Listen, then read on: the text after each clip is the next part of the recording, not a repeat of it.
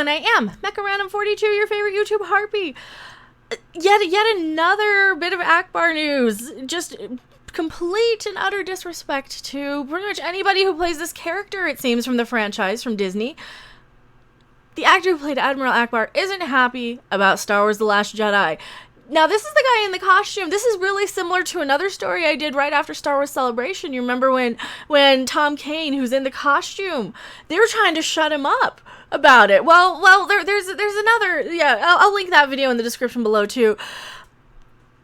Yet more Ackbar news. Like, what is the problem? What is Disney's Star Wars problem with Ackbar? I don't understand why between the OT characters, like all the original characters.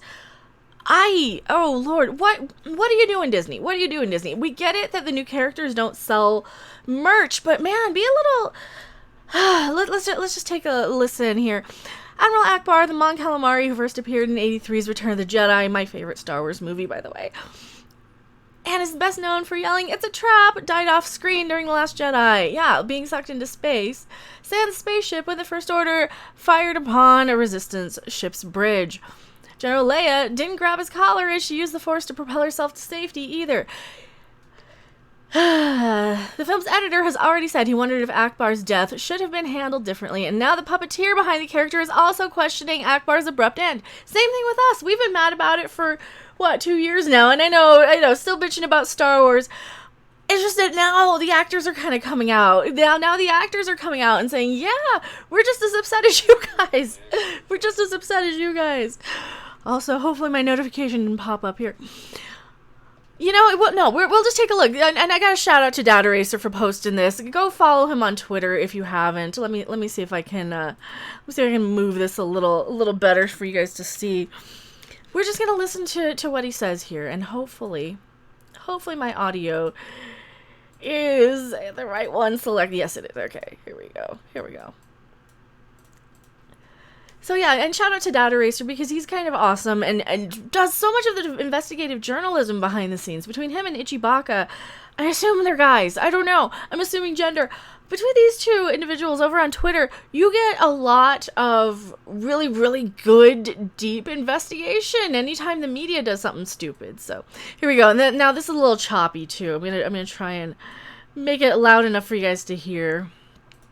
But this is going to be a little choppy because I think this is like a Skype call that this is recorded from. They asked me to come down to camera. And I thought, oh, well, maybe they're going to say, thank you for being one of the heritage characters and giving 30 years and all that, and, being all that. But what they did was they gave me a Millennium Falcon sign that had the day and the date on it, a scene number. And they said, can you look at camera and just say, it's a wrap, because that would be really funny. It's a wrap! I was actually in tears in the suit because I thought, after everything, after hoping there'd be something, after knowing there wasn't going to be anything else, Ackbar's final moment before he went into the box was just a big joke about it's a wrap. I disappeared down the back and couldn't come out for a good 30 minutes after that, yeah. Oh God! See, that's so heartbreaking. Like that's the same. That's kind of what we feel as fans. When we're like, wait, what happened to Ackbar? What happened to all these characters that we grown up with? I was a little kid I was 4 years old when Return of the Jedi came out, right? I was a little kid watching these movies. I grew up, that's the scary squid guy. I know, I was a stupid little kid. And the fact that they keep doing this is the second actor now who's like come out who played Ackbar, who's come out and said, yeah, maybe things should have been a little better. Maybe you should have treated the fans a little better. Maybe you should have done more with the characters that people actually care about. And now they're going around parading the Star Wars characters out for the Galaxies Edge, Disneyland, whatever it is, experience thing. And it's just so heartbreaking to see. Like, what are you doing, Disney? What are you doing?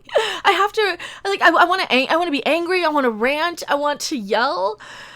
And of course you do. Of course you want to yell. Of course you want to be angry about this because like we're protective of these characters. They're our characters. You know, they're the people we grew up with just almost as much as our own family sometimes. You know, I have just as many memories playing Star Wars with the kids across the street as I do having, you know, Thanksgiving dinner with my I have more of a memory of you know, I was looking through photos, right? I was looking through some pictures, and I have a memory of being upset.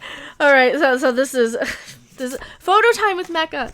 This must have been like 1996, maybe 95, 96, something like that. Yeah, I always did have kind of the auburn a little bit hair. It's more red now. I always wanted a red. But yeah, I remember this night this was taken, and this was at during one of the days that they would air all 3 Star Wars movies back to back on, I think it must have been USA. It had to been USA or TBS or TNT or something. And I remember like saying, okay, can we get home though? Because they're gonna restart them, and I want to watch them in order. You know, I don't want to miss Return of the Jedi and Empire Strikes Back, especially Return of the Jedi, right? And this was like a Christmas or Thanksgiving or something. I don't remember what holiday that was, but I remember that I wanted to get home and watch Star Wars. And that was like some family get together at my aunt's. I think it had to have been Christmas because I remember wearing that outfit around Christmas time at school. But yeah, that's kind of why this stuff is so important to us, right?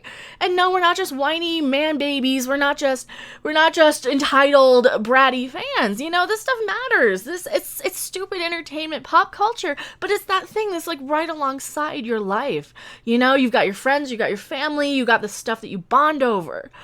It's like food, it's like sex, it's like the things that you get excited for and have these attachments to. And if everything is just meh and mediocre, right? If everything is just meh and mediocre and we don't care, like they don't care about us, why do we care about their franchises? You know, and it's so heartbreaking to hear what they're doing to the actors who play these characters. Because we already know how they feel about us fans. Oh, those people, as how people like Kathleen Kennedy feel. But yeah, so if you couldn't hear him, I'm going to read it again. We finished all of our bits and they asked me to come down to the camera, and I thought, oh, well, maybe they're going to say thank you for being one of the heritage characters and giving 30 years and all that. Yeah, you could at least give them a fucking watch. Give them a gold watch. But what they did was give me a Millennium Falcon sign that day and had a date on it and the scene number, and said, can you look at the camera and say it's a wrap? Because that would be really funny.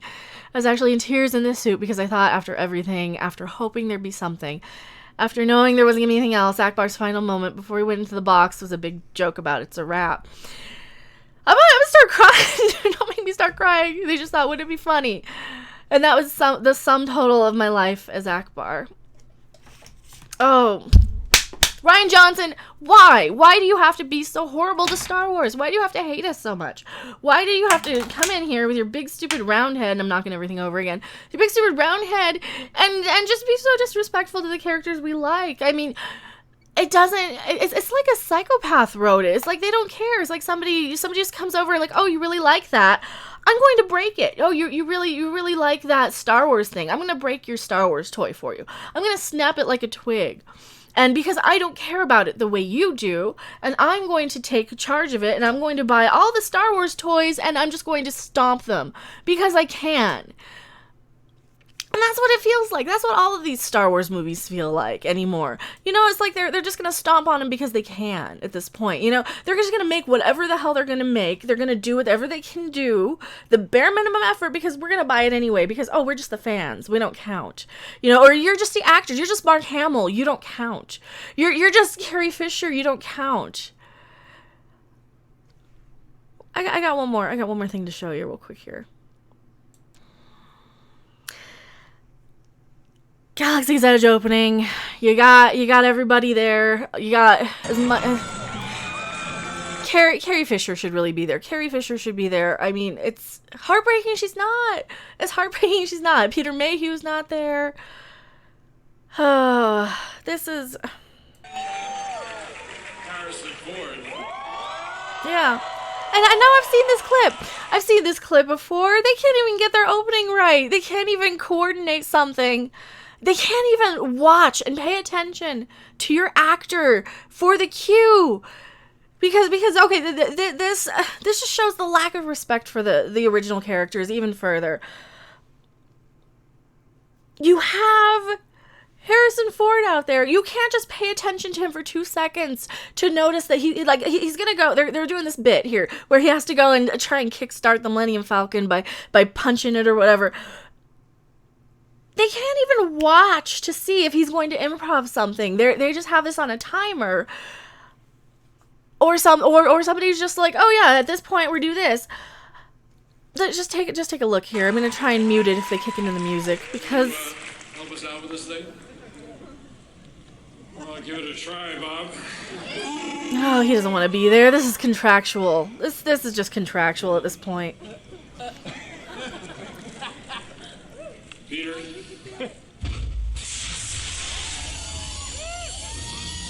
Oh, don't say that. Don't say that. Yeah, and then they can't even get the thing. Peter, this one's for you. See, and as you guys know, we did lose Peter Mayhew, the actor who played Chewbacca originally, and it's like we're missing so many people. We're missing Kenny Baker. We're missing. It's just heartbreaking to see that you got these sad old people who are there, and the people are there because it's Star Wars, because, you know, we love Star Wars. Disney doesn't care. Disney does not care at this point. Disney does not care one bit about what Star Wars, like what they're doing with Star Wars. And if you see these guys, there's something back here that Harrison Ford says over to Mark Hamill. I don't think I can clear it up and let you guys hear it. But man, just watch them in the background. They say something. Star Wars Galaxies Edge is now open. To be a fly on the wall. It's like, there's speculation like, oh, they fucked that one up too, just like they fucked up the Disney trip. I don't know what they're saying. If you guys know what they're saying, just let me know. I had to include that in the just the further disrespect of the original characters, the original trilogy characters. Like, Disney doesn't care. They're parading them out. They're parading them out. To what? To appeal to the masses. They don't want to be there.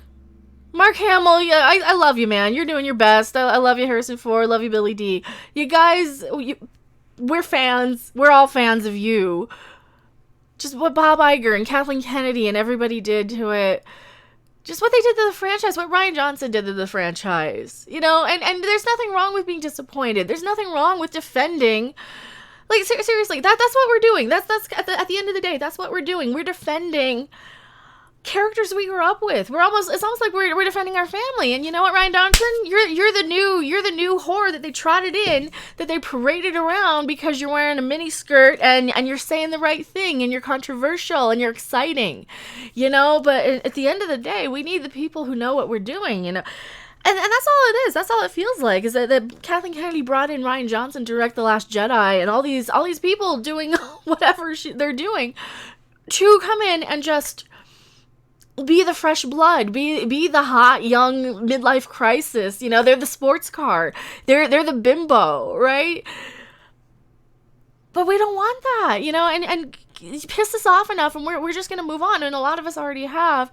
I'm only talking about this because it's so heartbreaking. Like, I don't care about talking about Star Wars. Like, I'm not excited for Episode 9.